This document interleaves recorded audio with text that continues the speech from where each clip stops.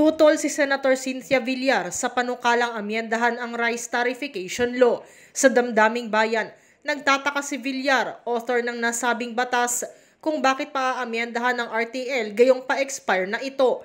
Paliwanag ni Villar, 6 na taon ang duration ng RTL at isinabatas ito ni dating Pangulong Rodrigo Duterte noong 2019.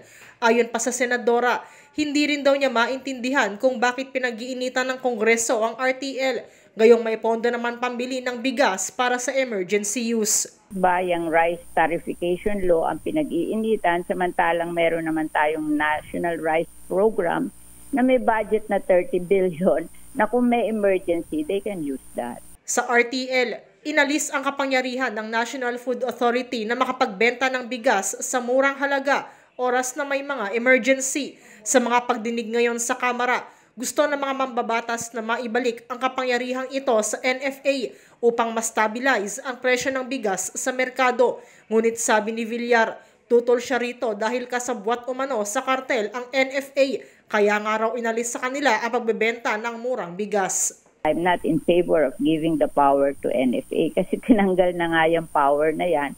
Kasi noong 2018, ang mahal-mahal ng bigas, ang mura-mura lang po ng landed cost ng bigas, at saka mura din sa ordinary farmer, mahal din ng bigas, tapos wala pang collection sa tariff nung ang NFA ang nag-i-import ng bigas kasi kasabwat sila ng kartel. Para sa MBC TV Network News, ito si Nicole Lopez. Sama-sama tayo, Pilipino.